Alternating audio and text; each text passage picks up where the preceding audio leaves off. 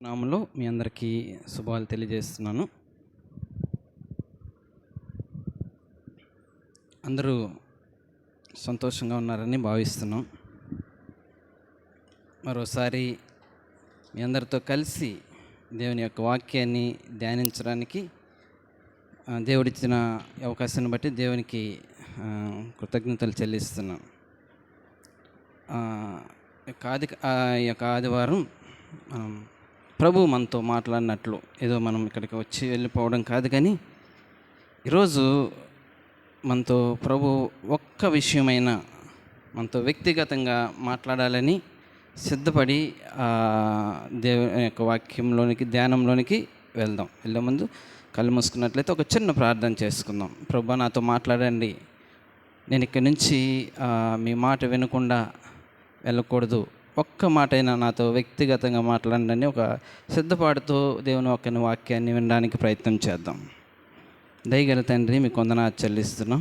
ఈ యొక్క ఉదయకాల సమయంలో నాయన తండ్రి, మిమ్మల్ని ఆరాధించడానికి గొప్ప ధన్యతను మాకు దయచేశారు. మీకు వందనాలు చెల్లిస్తున్నాం. ప్రత్యేకంగా నాయన మీ యొక్క వాక్యాన్ని ధ్యానించబోతుండగా ప్రభు తండ్రి, మీరు మాతో మాట్లాడండి తండ్రి. మీరు మాట్లాడితే మా జీవితాలకి ఎంతో మేలు ప్రభు తండ్రి. మా జీవితాలని సరిచేసుకోవడానికి, మా జీవితాలని మీ యొక్క వాక్య వెలుగులోనే మేము చూసుకోగలం. ప్రత్యేకంగా మాతో ప్రత్యేకంగా నాయన మాతో మాట్లాడమని మమ్మల్ని చేతులకు అప్పగించుకుంటూ ఈ యొక్క సమయాన్ని మాకు ఎంతో ఆశీర్వాదకరంగా చేయమని ప్రభువైన యేసుక్రీస్తు నామములో ప్రార్థించి అడిగి వేడుకుంటున్నాం తండ్రి.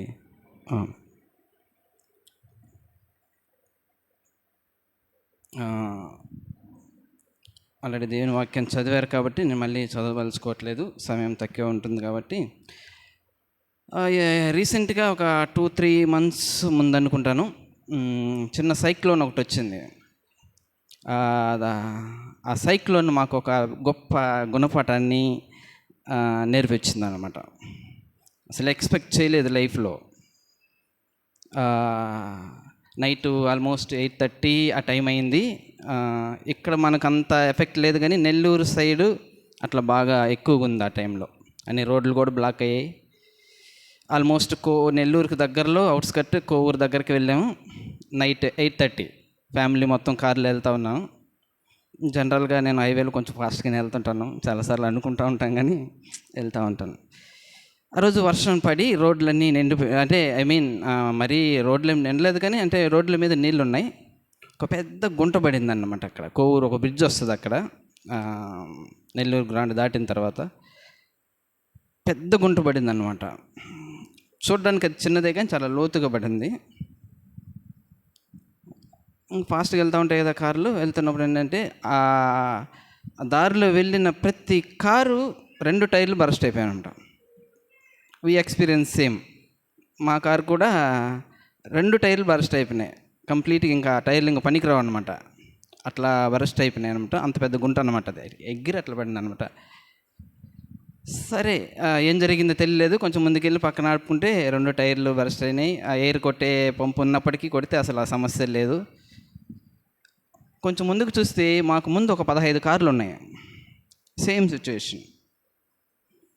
ఇంకొక 2 నిమిషాలు ఆగిన తర్వాత ఇవి ఇంక్లూడింగ్ పెట్రోలింగ్ పోలీస్ కార్ కూడా సేమ్, వాళ్ళు కూడా మా వెనకన్నా వచ్చి ఆపారనమాట. అట్లా ఆల్మోస్ట్ 20 కార్లు వరకు మేము కళ్ళ ముందు రావడం, పట్టడం, పక్కపడడం ఇదే జరుగుతూ ఉంది. అంటే హైవేలు అంటే ఎక్కువ వెహికల్స్ వెళ్తుంటాయి కదా, విత్ ఇన్ స్పాన్ ఆఫ్ 5 minutesలో చాలా. అఫ్కోర్స్ ఆ రోజు చాలా బెటర్ ఎక్స్పీరియన్స్. బెటర్ ఏం కాదు, దేవుడు సహాయం చేశాడు. కరెక్ట్గా మనకు తెలిసిన ఒక బ్రదర్ ఇంటి పక్కనే ఆగిందన్నమాట, పక్కనే. సో 8:30 టైంలో కనీసం అక్కడ పరిస్థితి ఏంటంటే 5 రోజులు 4 రోజులు 5 రోజులు కరెంట్ లేదు, వాటర్ లేదు. వర్షం నీళ్ళు తాగిన మొట్టమొదటి ఎక్స్పీరియన్స్ ఆ రోజు. నీళ్ళు లేక, యు బిలీవ్ ఆర్ నాట్, పైన పెట్టి వర్షం నీళ్ళు తాగాము ఆ రోజు. చిన్నపిల్లలు, ఇంకా ఆప్షన్ లేదు. వాటర్ కరెంట్ ఉంటే వాటర్ వస్తుంది, ఏమొస్తుంది అన్నమాట. అయితే ఓకే, ఎట్లా 5 రోజులు వెళ్ళాల్సింది కూడా నెల్లూరు వెళ్ళాల్సి ఉంటే అంటే వెళ్ళకుండా అక్కడే వాళ్ళ ఇంట్లో ఉండి మళ్ళీ రిటర్న్ అయిపోయాం విజయవాడకి. ఎందుకు చెప్తున్నానంటే ఓకే, ఆ ఇన్సిడెంట్లో అక్కడ జరిగిన 5 minutesలో వచ్చిన కారంతా అట్లా అవుతూ ఉంటే ఒక వ్యక్తి ఒక పని చేస్తాడు. కొంచెం ముందుకు వెళ్ళి ఒక 2 రాళ్ళు తీసుకొచ్చి ఆ గుంట దగ్గర పెట్టి, ఒక ఆకులు పక్కన ఉంటాయి కదా, ఒక కొమ్మలు ఎంచుకొచ్చి దాని మీద అక్కడ పెట్టాడు. అక్కడి నుంచి టైర్లు బరస్ట్ అవడం ఆగిపోయినాయి. ఎందుకంటే అందరూ అక్కడ పోవడం, అట్లా పోకుండా సైడ్కి వచ్చి వెళ్ళడం జరిగింది. ఆ ఒక్క వ్యక్తి తీసుకున్న ఆ ఇనిషియేషను ఒక 2 నిమిషాలు ముందు చేసి ఉంటే నేను సేవ్ అయ్యిండేవాడిని, ఇంకా చాలామంది సేవ్ అయ్యిండేవాళ్ళు. కానీ ఆ ఒక్క నిమిషమే అతను లేట్ చేసినందువల్ల మేము బలయ్యాం. నెక్స్ట్ ఆ వ్యక్తి చేసినందువల్ల లేట్ అయినా కానీ తర్వాత వచ్చి చాలామంది సేవ్ అయ్యి, ఆ తర్వాత పోలీసులు వచ్చారు, తర్వాత అవన్నీ పెట్టారు. Okay, different story.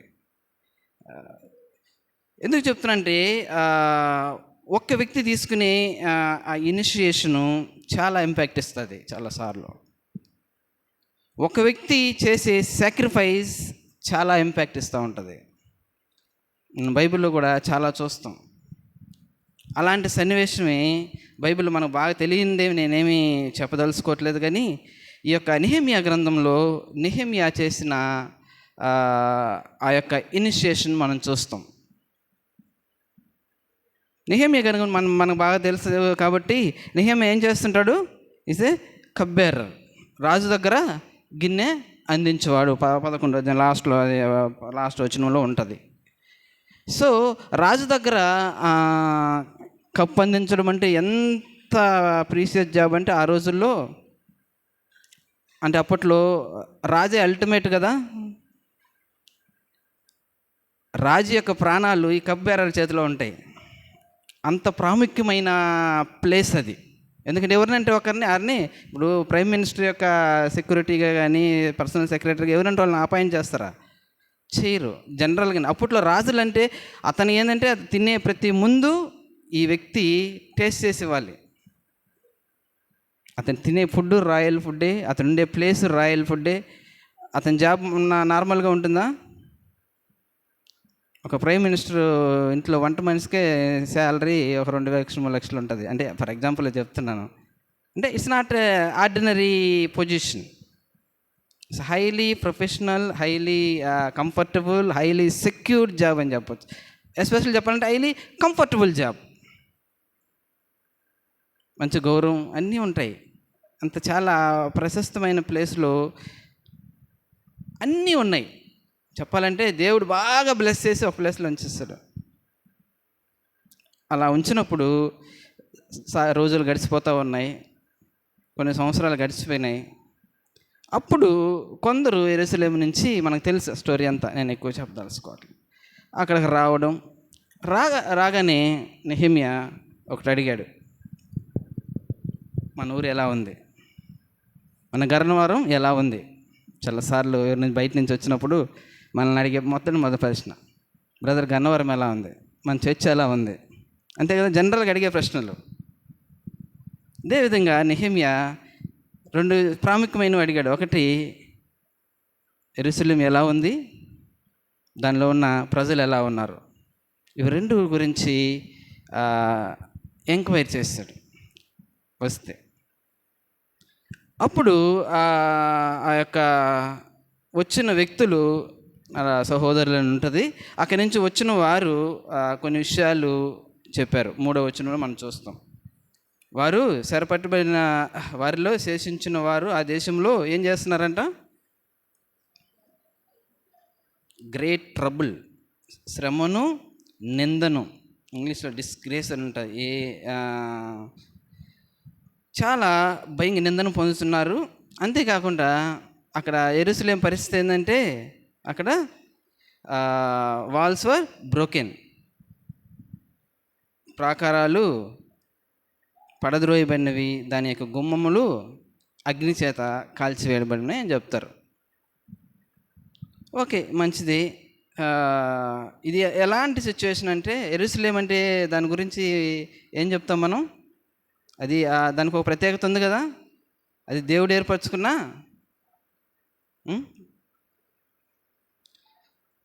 దేవుడు ప్రత్యేకంగా ఏర్పరచుకున్న బిడ్డలు ఉండే ప్రదేశం అది. దానికి చాలా ప్రాముఖ్యత ఉంది. అక్కడున్న ప్రజలు అసలు వాళ్ళు కూడా ఎక్స్పెక్ట్ చేస్తుండ్రేమో, ఎందుకంటే దేవుడు ఏర్పరచుకున్నాడు కదా, మాతో ఉంటా అన్నాడు కదా. అయితే అక్కడ సిచ్యువేషన్ కంప్లీట్గా రివర్స్ అయిపోయింది. ఏంటి, పీపుల్ అంతా స్కాటర్ అయిపోయినారు. వ్యక్తుల యొక్క అదర్ పీపుల్ యొక్క బానిసలకు వెళ్ళిపోయినారు. దానికున్న చుట్టుపక్కల గోడలన్నీ కాల్చివేయబడినాయి. ఈ మధ్యలో సోషల్ మీడియాని చూస్తూ ఉన్నా, ఏదో ఒక చర్చిలో ఎవరో ఒక ఆర్ఐ ఎవరు అంట, వాళ్ళు ప్రార్థన చేస్తూ ఉన్నారు, ఒక సైడ్ గోడలు పగల కొడతా ఉన్నారు. సో ఈ మధ్యలో ఎక్కడ ఫేస్బుక్లో చూస్తాను, వీళ్ళేమో సంతోషంగా ప్రార్థన చేస్తూనే ఉన్నారు, ఒక సైడ్ గోడలు అద్దాలు అన్నీ పగలగొడతా ఉన్నారు, పగలగొట్టుకొని వీళ్ళు ప్రార్థన చేసుకుంటున్నారు రీసెంట్గా. అంటే ఏదైతే ఎక్స్పెక్ట్ చేయలేదో యెరూషలేము ప్రజలు, అది వారి జీవితాల్లో జరిగింది. దాని కారణాలు మనకు బాగా తెలుసు.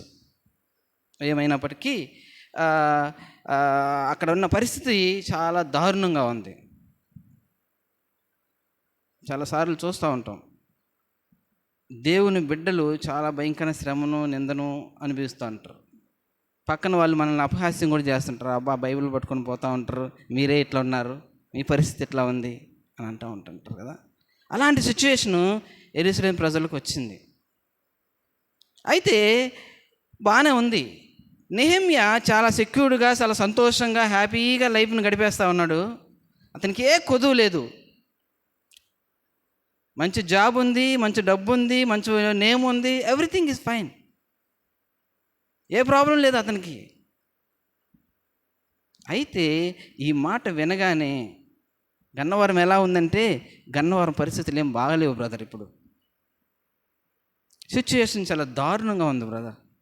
నేను నన్ను అక్కడ మా అపార్ట్మెంట్ మల్లికార్జున స్కూల్ పక్కనే ఒక 30-40 మంది 50 మంది కుర్ర ప్రకారం పెద్ద గొడవ కొట్టుకోవడం. అంటే నేను చూశాను అనమాట, వస్తూ ఉంటే రోడ్డు బ్లాక్ చేశారు, ఏంది అర్థం కాలేదు, ఏదో జరుగుతున్నాయి. సో అట్లా ఎవరన్నా అడిగితే ఈ మాట కానీ చెప్తే, గన్నవరం ఏం బాగలేదు బ్రదర్, ఆ చర్చ్ పరిస్థితులు ఏం బాగలేవు బ్రదర్ అంటే ఎలా ఉంటుంది? సో మనం ఎలా ఫీల్ అవుతామో కానీ, నెహెమ్యా మాత్రం ఫస్ట్ ఆ వార్త వినగానే, అతను ఎక్కడో ఉన్నాడు, ఇప్పుడు అది ఎక్కడో ఉంది, వాళ్ళు ఎవరో అయిపోయింది, అతను కంఫర్టబుల్ జోన్లోకి వచ్చేసి. అయితే ఆ మాట వినగానే నెహెమ్యా చేసింది ఒకటేం తెలిసిన, ఫస్ట్ ఫీల్ అయినాడు. ఫస్ట్ నెహెమ్యా చేసింది ఏంటంటే ఫీల్ అయినాడు, బాగా ఫీల్ అయినాడు. ఎంత ఫీల్ అయినాడంటే, తన సొంత ఇంట్లో వ్యక్తులు నాశనం అయిపోతే ఎంత ఫీల్ అవుతామో అంత ఫీల్ అయినాడు. అంత ఫీల్ అవ్వాల్సిన అవసరం లేదు, కానీ ఫీల్ అయినాడు. ఎందుకైనాడు మనం మళ్ళీ చూస్తాం. మనం 4వ వచనంలో మనం దాన్ని చూసినట్లయితే, ఈ మాటలు వినినప్పుడు నేను కూర్చుండి పడిపోయినాడు, ఒక్కసారి డౌన్. ఒక్కసారి వినగానే, ఆ మాటలు వినగానే హీ వాస్ డౌన్. అని తర్వాత ఏం చేశాడు, ఏడ్చి, అసలు ఇతరుల వాళ్ళేం సొంత ఇంట్లో వాళ్ళేం కాదు, వాస్తవానికి వాళ్ళ ఊరు వాళ్ళంతే. యెరూషలేము యొక్క ఊరు వాళ్ళు కూడా కదా, దేశం వాళ్ళంతే. అతని కుటుంబ వ్యక్తులేం కాదు నెహెమ్యాకి.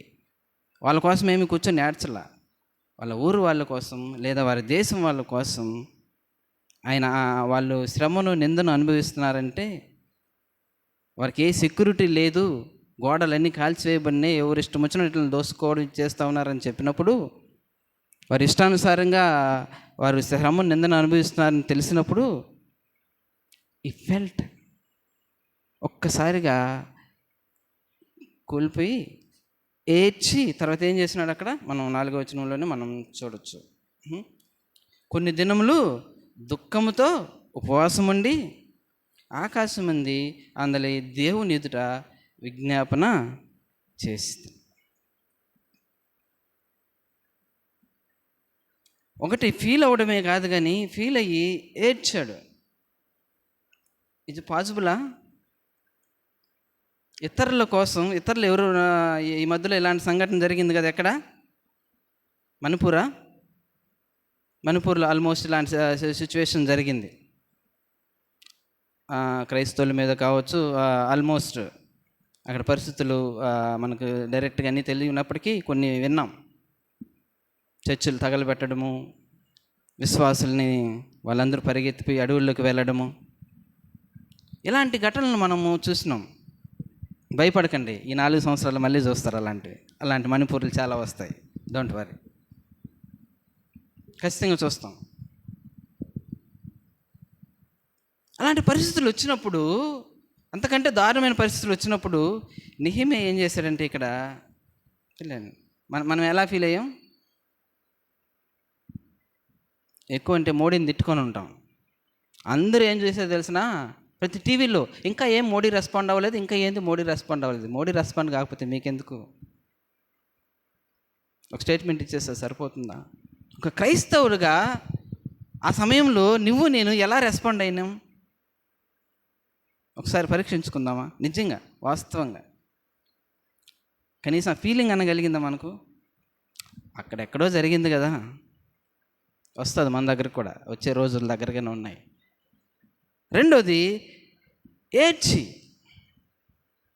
మన జీవితంలో ఎప్పుడైనా ఎవరి కోసమైనా ఏడ్చామా? కనీసం మన కోసమైనా ఏడ్చామా? మన కుటుంబం కోసం ఏడ్చామా? ప్రభు సన్నిధిలో ఆ ఎక్స్పీరియన్స్ ఉంటే ఎంత బాగుంటుంది కదా. ఎస్పెషల్లీ పక్కన వారి కోసం ఏడ్చిన అనుభవం మన జీవితంలో ఎప్పుడన్నా ఉందా? ప్రార్థన చేసి అలా ఉంటే ఎంత బాగుంటుంది కదా. నెహెమ్యా అది కూడా హైలీ కంఫర్టబుల్ జోన్లో ఉంటూ, అన్నీ కలిగి మంచి సోఫిస్టికేటెడ్ లైఫ్ జీవిస్తా కూర్చొని ఇతరుల కోసం నాశనం అయిపోతూ ఉంటే, ఇతరులు చెడిపోతూ ఉంటే, అలాంటి వారి కోసం ఏడ్చాలి అని అసలు ఆ ఫీలింగ్, అసలు ఫస్ట్ ఏంటంటే అసలు ఫీల్ అవ్వడం గొప్ప విషయం. నెహెమ్యా చేసింది. ఫీలింగ్ ఎవరు కలుగుతుంది తెలిసిన? ఎప్పుడు వస్తుంది ఫీలింగ్? జనరల్గా దారిని పోతూ ఉన్నాము, అది మనుషులంగా, బిలీవర్స్ అని పక్కన పెడదాం. మనుషులంగా చిన్న యాక్సిడెంట్ జరిగిందంటే ఏం చేస్తాం? ఇమ్మీడియట్గా మనలో ఏం కలుగుతుంది? అయ్యో అన్న ఫీలింగ్ కలుగుతుందా? కలగలేదంటే అసలు మనుషులమే కాదని ఖచ్చితంగా కలుగుతుంది. ఎందుకంటే మనుషులం కదా. ఆటోమేటిక్, దానికి ఏమైనా ఎవరైనా ఫోర్స్ చేయాలా? అవసరం లేదు. ఇట్ విల్ హ్యాపెన్ ఆటోమేటికలీ, ఇమ్మీడియట్గా జరుగుతుంది. వీలైతే అవసరమైతే మనం చేయగలిగిందని చేయడానికి ప్రయత్నించేస్తాం ఇమ్మీడియట్గా మన ముందు జరిగితే. ఎందుకు? ఇట్స్ ఆ నేచర్. అది మన యొక్క తెలుగులో ఏమంటున్నది, అది మనకుండే స్వభావం. అది మనిషికి ఉండే మినిమం స్వభావం. అది ఒక విశ్వాసికి ఉండే స్వభావం కూడా ఏందో తెలిసిన? ఈ నెహెమ్యాకు ఉండే స్వభావం మంచి హృదయం. నెహెమ్యా యొక్క హార్ట్ అనేది ఒక విశ్వాసకు ఉండవలసిన హృదయం. అది ఎక్కడి నుంచి వచ్చిందంటారు? దేవుని నుంచే వచ్చింది. అది దేవునికి ఉండే హృదయం. యేసు ప్రభు ఆయన దారిని వెళ్తూ ఏ రోజు కూడా పక్కన వ్యక్తులు బాధపడతా ఉంటే, పక్కన వ్యక్తులు శ్రమ పడతా ఉంటే, ఇబ్బంది పడతా ఉంటే నీ కర్మ అనుభవించు అని ఏ రోజు వెళ్ళిపోలేదు. వెళ్ళాడు. అది ఆయన హృదయం కాదు. బాధపడుతున్న వాడిని చూసి ఆయన రెస్పాండ్ అయ్యేవాడు, ఆయన ఫీల్ అయ్యేవాడు. అది దేవుని యొక్క హృదయం. విశ్వాసులమైన మనకు ఆ హృదయం ఎప్పుడు వస్తుందంటే ఆయన మనలో ఉన్నప్పుడు వస్తుంది. ఆ హృదయం మనకు లేదు అని అంటే we have to question our self. మనల్ని మనం పరీక్షించుకోవాలా. మనలో ఆ ఫీలింగ్ కలగట్లేదు అని అంటే, అయ్యా నేను మనిషిని, అయ్యో పక్కన వాళ్ళు ఏమైపోతున్నావు నేను పట్టించుకొని వెళ్తున్నానంటే ఒకసారి పరీక్షించుకోవాలా. Psychological problem. అలానే ఒక విశ్వాసకి అవును సార్ బాగానే చెప్తున్నారు కానీ మాకు అలాంటి ఫీలింగ్ ఎప్పుడు కలగట్లేదండి అంటే you have to meet psychiatrist as a human being. ఒక విశ్వాసగా ప్రభువుని అడగాలి, సంథింగ్ రాంగ్. అలాంటి ఫీలింగ్ మనకుంటే చాలా సంతోషం. ఒక విశ్వాసికి ఉండవలసిన ఫీలింగ్ అది నెహెమ్యాకి ఉంది. కష్టమైన పరిస్థితులు, క్లిష్టమైన పరిస్థితులు పక్కన వాళ్ళకి, అది అసలు యాక్చువల్లీ చెప్పాలంటే ఒక లీడర్కి ఉండవలసిన గొప్ప లక్షణం అని చెప్తూ ఉంటారు నెహెమ్యా గురించి మాట్లాడినప్పుడు. ఒక స్పిరిచువల్ లీడర్కి ఉండవలసిన గొప్ప లక్షణం ఏంటంటే పక్కన వాడి గురించి తను ఫీల్ అవ్వడం. సరే ఫీల్ అయినాడు, ఓకే బాగుంది. తర్వాత ఏం చేశాడంట, ప్రార్థన చేసినాడు, సంతోషమే. అందరూ ప్రార్థన అంటే మామూలుగా మనలా కూర్చొని ఏదో కొన్ని ప్రేయర్ పాయింట్స్ చేసి ఏదో పట ప్రభు వాళ్ళని రక్షించాలి, దేశాన్ని రక్షించాలి అట్లా చేయలేదు. అక్కడ ఏమైనా ఉంటుంది 4వ వచనంలో, కొన్ని దినములు దేంతో అంట, దుఃఖముతో, ఇంకా ఏం చేస్తాడు, ఉపవాసం అన్నమాట. మనకు ఆ ఎక్స్పీరియన్స్ ఉందా? ఉపవాసం ఉండే ఎక్స్పీరియన్స్ ఉందా? ఉంటే చాలా సంతోషం. జీవితంలో ఎప్పుడైనా ఉపవాసం ఉండే అలవాటు ఉంటే చాలా మంచిది. సరే, అది మన కోసం చాలాసార్లు ఉంటాం. కొందరు వారానికి ఒకసారి, కొందరు నెలకు ఒకసారి, కొందరు ఏదో అకేషనల్గానో, కొందరు అవసరం వచ్చినప్పుడు ఉపవాసం ఉంటారు. అది సర్వసాధారణంగా జరిగేది. అయితే ఇక్కడ నెహెమ్యా చాలా దుఃఖముతో ఏం చేశాడు, కొన్ని దినాలు, ఒక్కరోజు 2 రోజులు కాదండి, కొన్ని దినాలు ఏం చేశాడు, ఉపవాసం ఉండి అప్పుడు ప్రార్థన చేస్తున్నాడు. ఉపవాసం ఉండి ప్రార్థన చేస్తున్నాడు. ఎవరి కోసం? పక్కన వాళ్ళ కోసం. మణిపూర్లో సంఘటన జరుగుతూ ఉంటే ఈడ సంఘం కూర్చొని ఉపవాసం ఉండి ప్రార్థన చేస్తే ఎంత బాగుంటుంది. మన ఇంట్లో కుటుంబంగా కూర్చొని ప్రార్థన చేస్తే ఉపవాసం ఉండి ఎంత బాగుంటుంది. జరుగుతుందా? అది జరగాలంటే ముందు జరగాలి, ఫీల్ అవ్వాలి, ఆ ఫీలింగ్ మనలో కలగాలి. ఆ ఫీలింగ్ కలగాలంటే ప్రభువు కలిగిన ఆ హృదయం మన జీవితాల్లో ఉండాలి. ఆ ప్రభువు కలిగిన ఆ హృదయము మన జీవితాల్లో ఉంటే, మనకని ఉంటే ఆటోమేటిక్గా మనం ఏంటంటే ఫీల్ అవుతాం. నేను ఇంకా మళ్ళీ కొన్ని విషయాలు ప్రాక్టికల్గా చెప్తాను. అలా ఫీల్ అయినప్పుడు ఖచ్చితంగా మనము ఉపవాసం ఉండి ప్రార్థన చేస్తాం. మన ముందు రోజుల్లో పరిస్థితులు చాలా భయంకరంగా ఉంటాయి. అందుకే ప్రభువు గుర్తు చేస్తున్నాడేమో, సిద్ధపడి ఉందాం. అలాంటి పరిస్థితులు మనం విన్నప్పుడు ఫీల్ అవ్వడానికి ప్రయత్నం చేద్దాం. Let us own it. Nehemiah ఏం చేస్తున్నాడు తెలిసినా, ఆ దేశాన్ని తను ఓన్ చేసుకున్నాడు. ఆ ఫీలింగ్ కలగాలంటే ఎప్పుడు కలుగుతుంది అని చెప్పాం, మన ఇంట్లో వాళ్ళకైతే కలుగుతుంది అలాంటి ప్రాబ్లం వచ్చినప్పుడు. తన దేశాన్ని, తను ఉండి వచ్చిన దేశాన్ని తను ఓన్ చేసుకున్నాడు. వాళ్ళు నా ప్రజలు, నా సహోదరులు, నా సహోదరులు. అలా ఓన్ చేసుకోవడాన్ని బట్టి ఏమైందంటే ఆ ఫీలింగ్ అనేది వచ్చింది. సరే ప్రార్థన చేసినాడు. ఆ తర్వాత ఏమైంది? సో 4వ వచనంలో విజ్ఞాపన చేసి అది ఎలా ప్రార్థన చేసినాడో చూసారా? అసలు నెహెమ్యా ప్రార్థన కానీ చూసినట్లయితే చాలా విచిత్రంగా ఉంటుంది. అలాంటి ప్రార్థన ఎవరు చేసినట్టు చూడు. మనం 5 నుంచి చూద్దాం, మనకు సమయం అయిపోతుంది కాబట్టి తొందరగా వెళ్తాను. ఎలా ప్రార్థన చేసినాడు చెప్పుకుంటూ వస్తే 6 నుంచి మనకి ఏమైనా ఉంటుందంటే ఆయన యొక్క పవర్, ప్రార్థన ఎలా చేసినాడో మనకు ఉంటుందన్నమాట. ఏమైనా ఉంటుందంటే ఫస్ట్ ఇజ్రాయేలుల యొక్క 6వ వచనం లాస్ట్లో ఉంటుంది.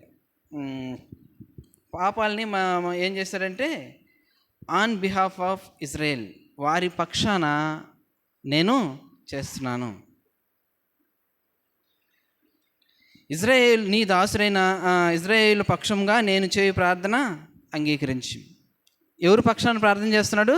ఇజ్రాయేల్ అందరి పక్షాన ప్రార్థన చేస్తున్నాడు. అంతేకాకుండా నీకు విరోధంగా, చాలా విచిత్రంగా ఉంటుంది చూడండి అక్కడ 6వ వచనం లాస్ట్లో, నీకు విరోధంగా పాపం చేసిన ఇజ్రాయేల్ కుమారుల దోషములను నేను ఒప్పుకొనుస్తున్నాను. ఎవరు పాపాలను ఎవరు ఒప్పుకున్నారు? ఇజ్రాయేలీయులు పాపం, వాళ్ళు చేసిన పాపాలని ఎవరు ఒప్పుకున్నారు? ఇప్పుడు నెహెమ్యా ఒప్పుకున్నాడు. Is it possible? మనం చేసిన పాపాలు ఒప్పుకోవడానికి కష్టం మనకు. ఒళ్ళు బొర్రు పట్టించుకోం, ఏముందలే అని అనుకుంటాం. కనీసం ఉదయం అంతా రోజంతా చేసిన పాపాలని సరే సాయంత్రం పడుకునే ముందైనా ఒప్పుకొని, ప్రభువా నన్ను క్షమించు, ఏదో ఈరోజు అట్లా జరిగిపోయింది, రేపటి నుంచి నన్ను ఫ్రెష్గా చేయి, మంచిగా నీ కోసం జీవించడానికి సహాయం తెచ్చి అని ఒప్పుకునే పరిస్థితులే లేవు ఈ రోజుల్లో. అలా చేయగలిగితే చాలా సంతోషం. అయితే ఇక్కడ నెహెమ్యా ఏం చేస్తుంటే తెలిసిన, ఇజ్రాయేలు చేసిన ఒక పాపాన్ని నేను ఒప్పుకుంటున్నాను. ఇంకా విచిత్రంగా ఉంటుంది చూడండి, అక్కడ ఏముంటుంది, నేనును నా తండ్రి ఇంటి వారును పాపం చేసిన. ఇక నెహెమ్యా చేసినాడు పాపము? వాళ్ళ తండ్రి చేసినాడా? కాదు, తను ఓన్ చేసుకున్నాడు. ప్రభువా, వాళ్ళ పరిస్థితి రావడానికి అది నేను చేసిన పాపం అయి ఉండొచ్చు. నేను చేసిన అనుకో, పర్లేదు. నేనే చేసిన పాపం, నా తండ్రి ఇంటి వారిని చేసినావు, నన్ను శిక్షించి పర్లేదు, రక్షించయ్యా వాళ్ళని. ఎంత బాగుందో ప్రార్థన కదా. ఎవరి కోసమే నా ప్రార్థన చేయగలమా?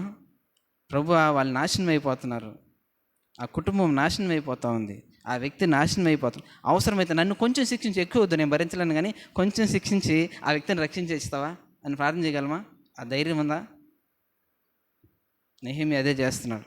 నేను నా ఇంటి వారిని పాపం చేసినాం, నన్ను శిక్షించండి పర్లేదు, ఆ దేశాన్ని రక్షించండి, నా ప్రజల్ని రక్షించండి అని ప్రార్థన చేస్తున్నాం. అంతటితో అవ్వలేదు. ఇంకా ఏం చెప్తున్నాడు? నీ ఎదుట 7వ వచనం, నీ ఎదుట బహు అసహ్యముగా ప్రవర్తించటమి. అంటే నీ ఎదుట మేము చాలా దారుణంగా ప్రవర్తించినాం, వాస్తవానికి ప్రవర్తించలా, ఒప్పుకుంటున్నాడు. ఇంకా నీ సేవకుడైన మోసే నిర్ణయించిన ఆజ్ఞలను కట్టడలను గై కొనకపోతుంది. అసలు నీ మాటే వినలేదే మేము, నీ మాటల్ని మోసే విధించిన బైబిల్ ద్వారా మీరు ప్రతిరోజు మాతో మాట్లాడుతున్నా, ప్రతి ఆదివారం మాతో మాట్లాడుతున్న ఈ విషయాలన్నింటినీ మేము వినలేదు, అందుకే మాకు ఈ గతి పట్టింది అన్నట్టు. అంటే వాళ్ళు చేసినవన్నిటిని మనోడి మీద వేసుకున్నాడు. నెహెమ్యా మీద వేసుకొని నేను చేసినాను, నేను భరించిన, నా వల్ల నేను విచిత్రంగా ప్రవర్తించాను, నీకు వ్యతిరేకంగా నేను చేసినాను అన్నీ వాళ్ళు చేసినవి తీసుకొచ్చి తన మీద వేసుకున్నారు. ఇదే మనకు యేసుప్రభు దగ్గర రిఫ్లెక్ట్ అవుతుంది. మనకు యేసుప్రభు ఏం చేస్తాడు? మనందరి పాపాలను ఆయన చేస్తాడా? ఆయన శిక్షకు పాత్రుడా? కల్వరి సిలువలో ఆయన చనిపోవాల్సి వచ్చింది. ఎందుకనంటే మనందరి పాపాలని ఆయన మీద వేసుకున్నాం. అలాంటి సిచ్యువేషనే మనం ఇక్కడ చూస్తాం. నెహెమ్యా అంటే ఏదో తన మీద వేసుకున్నా కానీ తను ఓన్ చేసుకొని ప్రార్థన చేస్తున్నాడు, అది దాని అర్థం. అంటే లిటరల్గా తీసుకోవద్దు, కొన్ని వచనాలు మీకు అర్థమవుతాయని అలా చెప్తున్నా. అంటే తను ఓన్ చేసుకొని ప్రార్థన చేస్తున్నాడు. అలాంటి సిచ్యువేషన్ మన లైఫ్లో కన్నా ఉన్నట్లయితే చాలా సంతోషం. ఆ తర్వాత మనకు సమయం లేదు, ఆ తర్వాత కిందకి కానీ వెళ్తున్నట్లయితే కొన్ని వాగ్దానం గుర్తు చేస్తూ చివరికి వస్తూ దేనికోసం ప్రార్థన చేస్తున్నాడు ఇవన్నీ అంటే, ప్రార్థన చేసి ఒకటి అనుకున్నాడు, ప్రార్థన చేసేసి అందరితో ఆగిపోలేదు. ఆ తర్వాత ఒకటి నిర్ణయించుకుని ఏమి నిర్ణయించుకున్నాడంటే, నేను వెళ్ళి ఏదో ఒకటి చేయాలా. అతను ఏమీ చేయలేడు, అది వేరే విషయం. వాస్తవానికి ఏమి చేయలేడు, ఒకడెళ్ళి ఒక దేశాన్ని నేను చేస్తాడా? ఏం చేయలేడు. కానీ నిర్ణయించుకున్నాడు, నేను ఏదో ఒకటి చేయాలి, ఏం చేయాలో తెలియదు, మొత్తానికి ఏదో ఒకటి చేయాలని డిసైడ్ అయిపోయి పర్మిషన్ కోసం కింగ్ దగ్గరికి వెళ్ళడానికి ముందు ప్రార్థన చేస్తాం. ప్రభు, అదే తండ్రి, ఈ యొక్క వ్యక్తి నాకు పర్మిషన్ ఇచ్చేటట్టు సహాయం దయచి. ఇక్కడ మనం ఇంకోటి కూడా జ్ఞాపకం చేసుకోవచ్చు, గుర్తుపెట్టుకోవచ్చు. నెహెమ్యా గురించి ఏదన్నా పని చేసే ముందు దేవుని యొక్క సహాయాన్ని కోరడం. ఏ పని చేసినా ప్రభువు యొక్క సహాయాన్ని కోరడం అనేది ఇది గొప్ప విషయం. ఎందుకంటే అప్పుడే మనం చేసే ప్రతి పనిలో విజయాన్ని సాధిస్తాం. చాలాసార్లు మనము అనుకున్న వాటి జరగకపోవడానికి కారణం ఏంటంటే మన మీద మనం ఆధారపడి వెళ్ళిపోతూ ఉంటాం. మన యొక్క శక్తి మీద, మన యొక్క జ్ఞానం మీద, మనకున్న సంపద మీద, దీని మీద నాకేముంది, నాకని తెలుసులే అన్నట్లు వెళ్ళిపోతూ ఉంటాం. కానీ మనం చేసే ప్రతి పనిలో ప్రభు సహాయం అడిగి మనం ముందుకెళ్ళినట్లయితే ఖచ్చితంగా ప్రభు అద్భుత కార్యాలు చేస్తారన్న విషయం మళ్ళీ కింద చూస్తాం. నెహెమ్యాలో గుర్తుపెట్టుకోవచ్చు. అయితే ప్రార్థన చేసిన తర్వాత నెహెమ్యా ఒకటి నిర్ణయించుకున్నాడు, ఒక స్టెప్ ముందుకు వేసినాడు అనమాట. నేను వెళ్ళి ఏదో ఒకటి చేయాలని. అది కూడా లీడర్కున్న గొప్ప లక్షణంగా మనం చూడొచ్చు. నిజంగా మనం ప్రార్థన చేస్తే దేవుడు ఏం చేస్తాడో తెలిసిన, నెక్స్ట్ ప్రభు ఒక పక్కింటి వాళ్ళ కోసం మన చుట్టూ చాలామంది ఉంటారు కదా, మన చుట్టూ ఉన్న ఆ కుటుంబాలన్నీ రక్షించబడినట్టువేనా? నిజం చెప్పాలంటే మనము ఏదో మణిపూర్ లాంటి ఘటనల గురించి ఆలోచించాల్సిన అవసరం లేదు. మన చుట్టూ ఉన్న పరిస్థితులు అయ్యే. వాళ్ళ పరిస్థితి మీకు తెలుసా? నీతో రోజు ముచ్చట్లు పెట్టే సహోదరి సహోదరుడు నరకానికి పోతాడు తెలుసా? ఒకవేళ ప్రభు ఈరోజు వస్తే. రోజు నీతో నాతో కలిసి పనిచేసే సహోదరుడు లేదా సహోదరి నరకానికి పోతారు. ఆ విషయం తెలుసా? మన చుట్టూ ఇంటి పక్కన ఉండే చాలా కుటుంబాలు రోజు హాయ్ హాయ్ చెప్పుకునే కుటుంబాలన్నీ నరకానికి వెళ్తాయి. వారి పరిస్థితి ఈ ఇశ్రాయేలీయుల కంటే దారుణం. ఆ విషయం ఎప్పుడైనా సెన్స్ చేస్తామా? మన చుట్టే ఉన్నాయి పరిస్థితులు, భయంకరంగా ఉన్నాయి. గోడలు తోసివేయబడినాయి, గుమ్మాలు కాల్చివేయబడి ఉన్నాయి. వాళ్ళకి అద్దు అడుపు లేదు. సాతాను వాళ్ళ మీద ఇష్టాను రాజ్యంగా వాళ్ళని వాడుకుంటూ ఉన్నాడు. వాళ్ళని ఇష్టం వచ్చినట్టు చేస్తూ ఉన్నాడు. ఈరోజు సమాజంలో ఏమైపోయినాయి? విలువలు లేవు, భయంకరమైన పరిస్థితులు. ఇష్టానుసారంగా ఎందుకు జరుగుతున్నాయి? దేవుని యొక్క కట్టడలు, దేవుని యొక్క విలువలు వాళ్ళు లేవు. సాతాను ఇష్టానుసారంగా వారి జీవితాల్లో ఆడుకుంటూ ఉంది. ఇలాంటి వారిని చూసినప్పుడు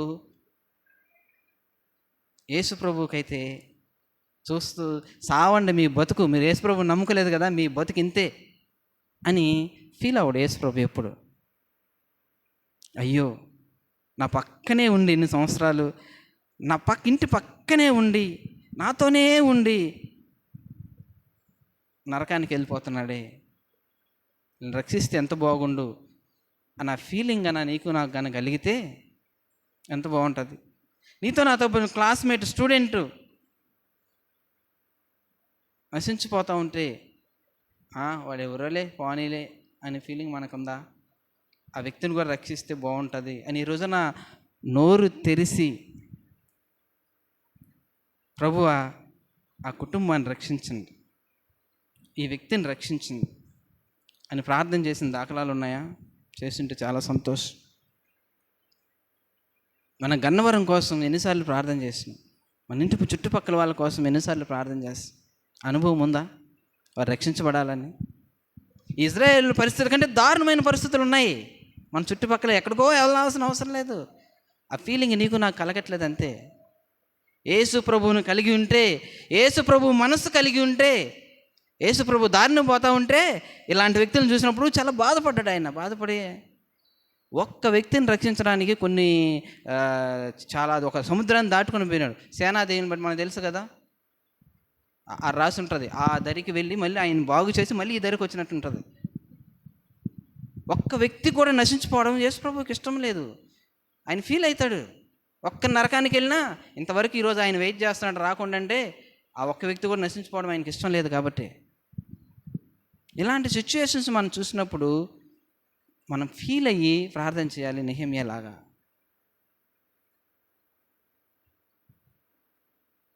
అలా ప్రార్థన నువ్వు నేను చేస్తే దేవుడు ఏం చేస్తాడో తెలిసిన? ప్రభు వాళ్ళు మేము ఏం చేయమంటారు నాకేం తెలియదు చాలాసార్లు అనుకుంటా ఉంటాం. నాకు అంత నాలెడ్జ్ లేదు, నేనేం చేయగలను. చాలాసార్లు క్రైస్తవులకు ఉన్న పెద్ద మిస్అండర్స్టాండింగ్ ఏంటంటే, అండర్స్టాండింగ్ కాదు, అది అలా ఉండిపోతారు. అలాంటి వాళ్ళని రక్షించడము, నశించిపోతున్న వాళ్ళని రక్షించడం ఎవరి పని? అది పాస్టర్ ఐజాక్. ఎందుకంటే ఆయన పాస్టర్ కదా, ఆయన పని అది. మనకేం పని? మన పని ఏంటి? ఆదివారం అయితే రెగ్యులర్గా చర్చకు వచ్చినామా, చక్కగా దేవునికి ఇవ్వాల్సింది అంతే, అయిపోయిందిగా మన డ్యూటీ. ఇది క్రైస్తవులు ఫీల్ అయ్యేది. పాస్టర్కి వాళ్ళు రక్షించేది కాదు, మెయిన్ ఉద్యోగం ఏంటంటే మనల్ని రక్షించేది, మనల్ని కొంచెం ఎంకరేజ్ చేసేది, మనల్ని బలపరిచే, అది ఆయన డ్యూటీ. మనం పనిచేయాలి. ఈ సమాజంలో దేవుడు నిన్ను ప్రతి ఒక్కరికి, ఆయన ఇంక్లూడింగ్ పాస్టర్ గారు, దేవుడు నిన్ను నన్ను ఏర్పరచుకున్నది ఒక విశ్వాసిగా ఏర్పరచుకుంది. ఎందుకనంటే ప్రభువు కోసం నిలబడడానికి. ప్రభు కోసం ఒక దగ్గర ఉంటుంది, బండ సందుల్లో నిలబడ్డాను. అంటే ఎక్కడైతే సమస్య ఉందో ఆ సమస్యలు ఎవరైనా తీర్చలేకపోవచ్చు, కానీ ఒక క్రైస్తవుడు తీర్చగలుగుతాడు. ఎందుకంటే దానికోసం నిలబడి ప్రార్థన చేస్తే ఆ సమస్యకి పరిష్కారం అనేది దొరుకుతుంది. ఇక్కడ ఒక దేశానికి వచ్చిన సమస్యని ఒక్క వ్యక్తి ఫీల్ అయినాడు నెహెమ్యా. ఏమీ చేయలేడు, కానీ ఏదో చేస్తానని బయలుదేరినాడు. తర్వాత అధ్యాయాల్లో మనం చూస్తే శత్రువులు మనోడు తీసుకున్న నిర్ణయం చూసి నవ్వుతారు. అట్లే రాసి ఉంటుంది ఈ బైబిల్లో. అందరు నవ్వుకున్నారంట, అబ్బా లేచినాడా, ఈయన పోయి గన్నవరాన్ని పెద్ద సాధించేస్తాడా, రక్షించేస్తాడా అని ఫీల్ అవుతారు, అని నవ్వుకుంటారు చాలాసార్లు. మేబీ ఓకే, కానీ నువ్వు నేను నిర్ణయం తీసుకుంటే, ప్రభువా నీకోసం నేను నిలబడతా, నశించిపోతున్న వ్యక్తుల కోసం, లేదా నేనున్న ఏరియా కోసం నేను నిలబడతా, నా కాలనీ కోసం నేను నిలబడతా, రక్షించు జనాల్ని. నేను ప్రార్థన చేస్తాను, నేను చేయలేను, నాకేం తెలియదు, కానీ I'm ready to do something, ఏదో ఒకటి చేయడానికి నేను సిద్ధం అని కానీ ప్రార్థన చేసి ముందుకు ఒక అడిగేస్తే మిగతా అడుగులు ప్రభువు నడిపిస్తాడు. నెహెమ్యా జీవితంలో అదే జరిగింది. ఒక అడిగేసి ముందుదాకా ప్రార్థన చేసి ముందుకే అడిగేస్తాడు. అప్పుడు వచ్చి తర్వాత స్టోరీ మనకు బాగా తెలుసు. రాజు దగ్గరికి వెళ్ళడం, పర్మిషన్ రాజే అడుగుతాడు. మనోడు చెప్పలేకుండా ఉంటే రాజే అడుగుతాడు, ఏం ఒకలాగున్నావు, పరిస్థితి ఏంటి అని అంటే చెప్పినాడు, మా గన్నవరంలో క్రైస్తవుల కంటే క్రైస్తవేతరులే ఎక్కువ ఉన్నారు, మా కాలనీలో క్రైస్తవుల కంటే కూడా క్రైస్తవేతరులే ఎక్కువ ఉన్నారు, వాళ్ళ పరిస్థితి ఏందో చూడాలి. మా కాలేజీలో క్రైస్తవుల కంటే క్రైస్తవేతరులే ఉన్నారు, దేవుని నమ్ముకున్న వాళ్ళకంటే, దేవుని నమ్ముకున్న వాళ్ళు మంచి వాళ్ళకంటే చెడ్డ వాళ్ళే ఎక్కువ ఉన్నారు, వాళ్ళ కోసం ఏదో ఒకటి నేను చేస్తాను ప్రభువా. నేను చిన్న బాబునే కావచ్చు, చిన్న పాపనే కావచ్చు, లేదా నాకు అంత నాలెడ్జ్ ఏం లేదు ప్రభు గురించి అవ్వచ్చు, నేను ఏదో ఒకటి చేస్తాను ప్రభువా అని కానీ ఒక అడుగు ముందేస్తే నువ్వేం చేయాలో చెప్తాడు. అడిగేయకుండా ఇక్కడే ఉంటే ఇక్కడే ఉంటాం, ఇంకొక 10 సంవత్సరాలైనా ఇక్కడే ఉంటాం. నన్ను ఎప్పటికీ దేవుడు వాడుకోడు. ఒక అడుగు ముందుకేస్తే దేవుడు వాడుకుంటే ఎలా ఉంటుందో చూస్తాం. బైబిల్ మనం చాలా చదువు రాని వాళ్ళని కూడా ప్రపంచాన్ని తలకిందులు చేయడానికి వాడుకున్నాడు దేవుడు. ఎప్పుడు తెలిసినా వాళ్ళకి అడిగేసి ముందుకు వస్తే. పేతురు జీవితంలో అదేగా జరిగింది. పేతురుకి ఏమైనా చదువచ్చా? చేపలు పట్టుకునే వాళ్ళు. అలాంటి వ్యక్తిని ఎలా వాడుకున్నాడు దేవుడు. నీకు నాకేమి దేవుడు అన్నీ ఇచ్చాడు, ఎందుకు మనల్ని దేవుడు వాడుకోవట్లేదు? ఎందుకు అనేకుల యొక్క రక్షణ కోసం నన్ను వాడుకోవట్లేదు? కారణం ఏంటి? మనం ఒక అడిగి వేయట్లేదు, ఇక్కడే ఉంటున్నాం. వద్దు, కంఫర్టబుల్గా ఉంది ఇది, హ్యాపీగా రాజు దగ్గర మంచి భోజనం, రాజు తినే భోజనం, మంచి ఏసీ, సెక్యూర్డ్. ఎవరైనా రాజుని చంపే అంత పరిస్థితి వస్తేనే నాకు సేఫ్టీ ఉండదు, అప్పటి వరకు నేను హ్యాపీ, నా ముందు సైనికులు అందరూ ఉంటారు. ఇంకెందుకు, నేను ఎందుకు వెళ్ళాలి యెరూషలేముకి, వాళ్ళు ఏడనో చావని, మనకెందుకు? అలా ఫీల్ అవ్వలేదు నెహెమ్యా. మన పరిస్థితి అదే చాలాసార్లు. సో అయితే తర్వాత నేను ముగిస్తాను, సమయం లేదు కాబట్టి, వెళ్ళి పర్మిషన్ తీసుకోవడం. ప్రతి మూమెంట్లో నెహెమ్యా ప్రభు మీద ఆధారపడినట్టు చూస్తాం. ఆడ మెన్షన్ చేస్తారు తర్వాత 2వ అధ్యాయంలో, ప్రభు యొక్క దయ వల్ల నేను ఇది పొందినాను, ప్రభు యొక్క దయ వల్ల ఈ యొక్క పర్మిషన్ నాకు వచ్చింది. ఆ తర్వాత పర్మిషన్ ఇవ్వడమే కాదు కానీ రాజు ఆ తర్వాత మనోడికి కావాల్సినవన్నీ కూడా సమకూర్చి పంపించడము. అక్కడ వాళ్ళని రీబిల్డ్ చేసేటప్పుడు కూడా దేవుని యొక్క సహాయము, శత్రువుల నుంచి మనోడికి ఒక్కడే వెళ్ళాడు కదా, ఏం చేస్తాడు, సహకారము, అన్నీ కూడా ఎక్కడి నుంచి వచ్చాయి తెలిసిన? ప్రభు దగ్గర నుంచి వచ్చినాయి. ప్రభు సార్వభౌమ అధికారం కలిగిన సావరెన్ గాడ్, రాజుని కాదు కదా, నీ యొక్క అధికారులనైనా, మీ హెడ్నైనా, మీ ప్రిన్సిపాల్నైనా, ఎవరినైనా మార్చగల దేవుడు నీ దేవుడు, నా దేవుడు. నీకు పర్మిషన్ కావాలంటే ఇస్తాడు. ఎందుకు ఇవ్వడు? ఎవరిష్టం? ప్రభు ఇస్తాడు. కాకపోతే మనం ఇనిషియేషన్ తీసుకోవాలి ప్రభు కోసం నిలబడడానికి. ఇతర వ్యక్తులను రక్షించడానికి నువ్వు ఇక్కడ నిలబడితే, మణిపూర్లో అక్కడెక్కడో పరిస్థితులు జరగచ్చు, ఇక్కడ చేరి ప్రార్థన చేయి, అక్కడ పరిస్థితులు సక్రమవుతాయి. అది నేర్చుకోవాలి మనం. సరే, ఎక్కడికో వద్దు, మన గన్నవరం గురించి ప్రార్థన చేద్దాం ఈ రోజు నుంచి, లేదు మన చర్చ్ గురించి ప్రార్థన చేద్దాం. ఎవరైనా ప్రార్థన చేశారా బాగా భారంగా? మీకు బాధ ఉందో లేదో నాకు బాధపడుతూ ఉంటుంది, తక్కువ మంది ఉన్నారని. అప్పుడు నంబర్ గురించి మాట్లాడట్లేదు. ఎన్ని సంవత్సరాల నుంచి వస్తున్నారు ఏమనుకోకండి, కొంచెం ఓన్గా ఫీల్ అయ్యి మాట్లాడుతున్నాను. ఫీలింగ్ కలగట్లేదా మీకు? ఇప్పుడు ఎంతమంది ఉన్నారు? ఒక 20 మంది ఉన్నారు. ప్రార్థన చేయండి. సంవత్సరానికి ఒక్కరిని రక్షించలేరా? ప్రార్థన చేయండి, ప్రభు నా ద్వారా అంటే చర్చ్ వాళ్ళని ఇక్కడ రమ్మని కాదు, దేవుని నమ్ముకోని వాళ్ళని రక్షించుదాం. ప్రభు నా ద్వారా, నా కుటుంబం ద్వారా ఒక్కరు ఈ సంవత్సరం దేవుని నమ్ముకోవాలి, రావాలి. నెక్స్ట్ ఇయర్ 40 అవ్వాలి. ఆ తర్వాత పాస్టర్ గారు ఇంకో చర్చ్ ఎత్తుక్కోవాలి, ఇది సరిపోవట్లేదని ప్రార్థన చేద్దాం. ఆ ఫీలింగ్ రావాలి మనకు. అది జరగట్లేదని అంటే మనం ఫీల్ అవ్వట్లేదు, మనం అయితే ప్రార్థన చేయట్లేదు, మనం ఒక అడుగు ముందుకు వెళ్ళట్లేదు. అడిగేస్తే ప్రభువు నడిపిస్తాడు, అద్భుత కార్యాలు మనం చూస్తాం. చివరికి నేను ముగిస్తాను, నాకు ఇచ్చిన సమయం అయిపోయింది. ఎక్కువ సమయం తీసుకోవడం నాకు ఇష్టం లేదు. చివరిగా ముగించే ముందు ఒకటి గుర్తుపెట్టుకోవాలి. మనం చూసే ప్రజలు, వ్యక్తులు అందరూ వాళ్ళ condition that's not real condition. మనతో నవ్వుతూ మాట్లాడుతున్నారు, కానీ వాళ్ళంతా పరిస్థితులు ఎలాంటి పరిస్థితి తెలిసినా, గుమ్మములు లేక, ఓడలు తోయబడిపోయి నరకానికి వెళ్ళడానికి సిద్ధపడుతున్న జనాలు. వాళ్ళని చూసినప్పుడు మనకు ఫీలింగ్ కలగాల. అలాంటి వాళ్ళ కోసం జీవితంలో ఎప్పుడైనా ప్రార్థన చేసినాం, చేయకపోతే ఈరోజు నుంచి ప్రార్థన చేద్దాం. ఎవరి గురించి వద్దు, మన చుట్టుపక్కల ఉన్న వాళ్ళ కోసం, నీకు ఎవరైతే బాగా క్లోజ్గా ఉంటున్నారో వాళ్ళందరి కోసం ప్రార్థన చేద్దాం. దేవుడు చివరిగా ఒక విషయం గుర్తు చేయమని అడుగుతున్నాడు. దేవుని నమ్ముకుని ఎన్ని సంవత్సరాలు అయింది? దేవునిలోకి వచ్చి ఎన్ని సంవత్సరాలు అయింది? నేనైతే ఆల్మోస్ట్ ఒక 20 సంవత్సరాలు. మేము క్రైస్తవులు మేము కాదు, నేను ఒక్కని మా ఇంట్లో దేవుని నమ్ముకున్నా. దేవుని దగ్గరకు వచ్చి ఒక ఆల్మోస్ట్ 20 సంవత్సరాలు అయింది. ప్రభు ఒకే ఒక ప్రశ్న అడుగుతాడు. రేపు ఒకవేళ ఆయన వస్తే ఆయన దగ్గరికి వెళ్తే కూడా రెగ్యులర్ చర్చికి వెళ్ళినావా అని అడగపోవచ్చేమో, కానీ నా కోసం ఎంతమందిని రక్షించావు అని మాత్రం ఖచ్చితంగా అడుగుతాడు. నీ ఆయుసు నిన్ను సంవత్సరాలు నీకు ఇచ్చాను కదా, ఎంతమంది నా కోసం రక్షించావు? నశించిపోతున్న వ్యక్తుల్ని ఎంతమంది రక్షించావు అని అడిగితే, నీకెంత ఎక్స్పీరియన్స్ ఉందంటే, నాకు 30 సంవత్సరాలు స్పిరిచువల్ ఎక్స్పీరియన్స్ ఉందని దేవుని నమ్ముకొని. ఎంతమంది రక్షించడం అంటే ఇట్లా చూడకూడదు.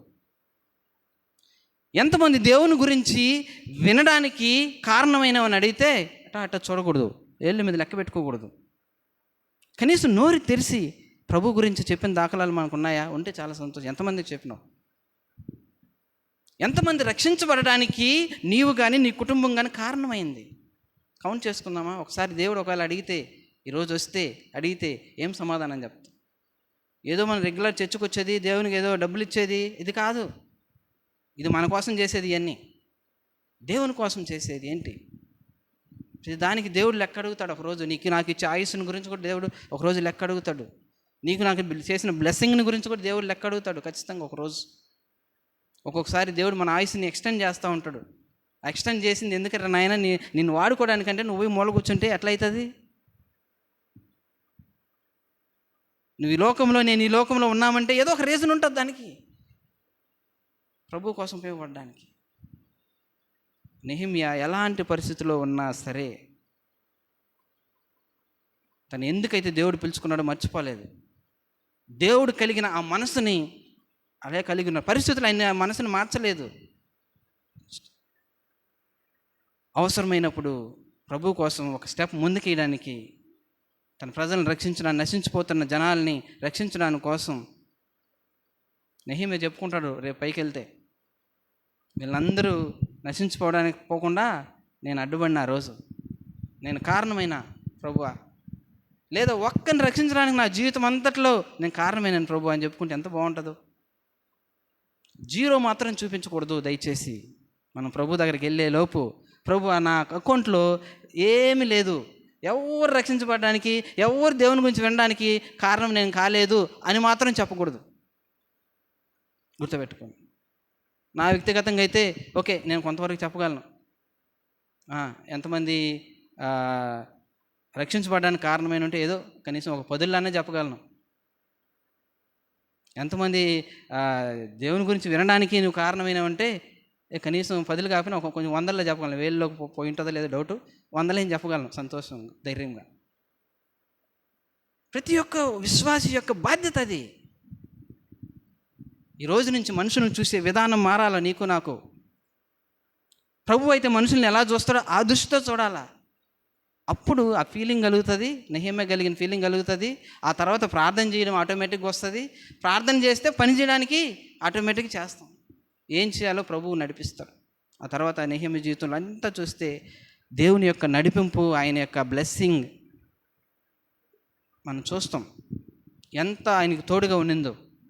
దేవుడు లేకుండా, దేవునితో కాకుండా మనం ఏం చేయలేమండి. దేవుని కలిగి ఉంటే మనం ఏమైనా చేయగలం. ఒక్క వ్యక్తి చాలు. నీవు నన్ను దేవుడు ఎలా వాడుకుంటాడో మనకే తెలియదు.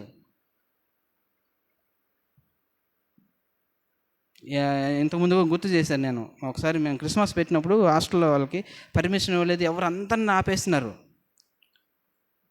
క్రిస్మస్ ఫంక్షన్ పెట్టుకున్నాము, స్టార్ట్ టైం అయింది, ఒక్కరు రావట్లేదు, పర్మిషన్ లేదు, ఎవరు ఇవ్వట్లేదు అనేసి అందరిని ఆపేసినారు. వార్డెన్స్ వచ్చి ఎవరిని పంపించట్లేదని ఆపేసినారు. ఏం చేయాలో అర్థం కాలేదు. లాస్ట్ ఇయర్ ఒకే ఒక అమ్మాయి డెసిషన్ తీసుకుంది. మొట్టమొదట క్రైస్తవులు రానన్నారు క్రిస్మస్ ఫంక్షన్కి. ఈ అమ్మాయి మేము ఒకటే చెప్పాం, క్రైస్తవేతరులను పిలువు, ట్రై చేయంటే వాళ్ళ క్లాసులో ఉన్న వాళ్ళందరినీ రూములకి వెళ్ళి పిలుస్తూ ఉంటే, ప్రార్థన చేసుకొని పిలుస్తూ ఉంటే క్రైస్తవేతరులు అందరూ ఆల్మోస్ట్ ఒక 60 మంది వచ్చారు. ప్రోగ్రామ్ మనం స్టార్ట్ అయిన తర్వాత ఎవరు రాగా అంటే ఒక అమ్మాయి. నీవు నేను పనిచేయడానికి ఇష్టపడితే దేవుడు మనల్ని బహుగా వాడేసుకుంటాడు ఈ లోకంలో. అది ఇంపార్టెంట్. ఏదో మాటలు చెప్పడం, అది చెప్పడం, ఇది చెప్పడం, ఇది కాదు. ఇవన్నీ దేవుడు చూడడు. దేవుని కోసం నువ్వు నేను ఎలా బ్రతుకుతున్నాం, ఎలాంటి హృదయం కలిగి జీవిస్తున్నాం. నెహెమ్యా కలిగిన ఆ హృదయం మనకు ఉంటుందా? నెహెమ్యా కలిగిన ఆ ఫీలింగ్ మనకు ఉంటుందా? నశించిపోతున్న వారిని చూసినప్పుడు అలాంటి హృదయం మనకు ఉండాలని. అది ఎప్పుడు వస్తుందంటే కేవలం ప్రభు మనలో ఉన్నప్పుడే. ప్రభు కార్యాలు మనలో జరగాలని ప్రభు మనలో ఉండాలా. ఆయన లేకుండా మనం ఏం చేసినా ఈ లోకంలో అది అంత తృప్తినివ్వదు. ప్రభు కోసం ఉపయోగపడలేం.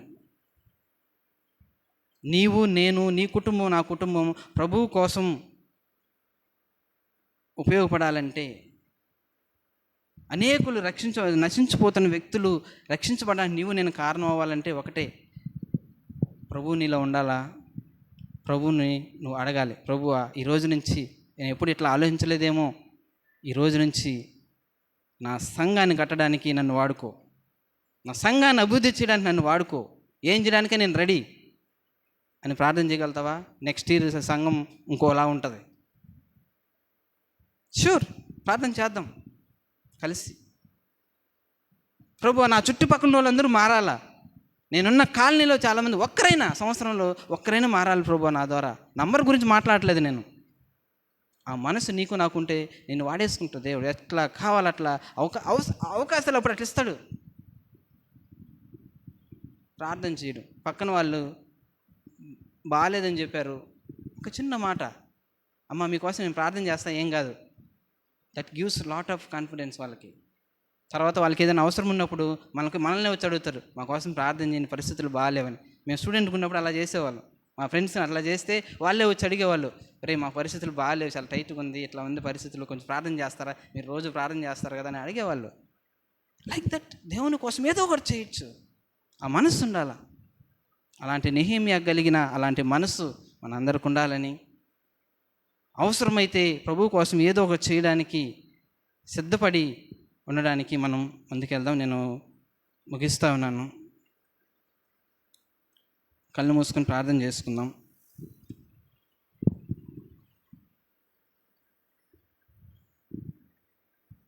ఒకసారి ఆలోచిస్తాం దయచేసి. ప్రభు కోసం ఎంతమందిని నువ్వు రక్షించావు ఇప్పటి వరకు? ప్రభు స్ట్రైట్గా అడిగే ప్రశ్న.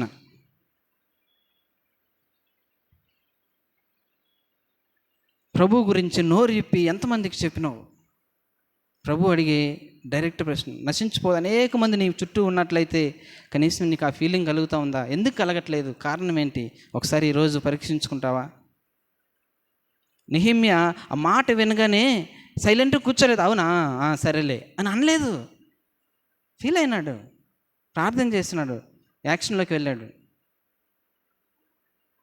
నీకు నాకు ఆ ఫీలింగ్ కలగట్లేదంటే ఏదో సంథింగ్ ఈజ్ రాంగ్.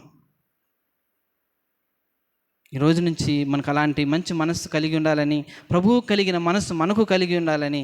ఏం చేస్తామనేది సెకండరీ. ప్రభువు కలిగిన మనసు ఉంటే చాలు మనకు. అలా ఉండాలని ప్రార్థన చేస్తాం అందరం కలిసి.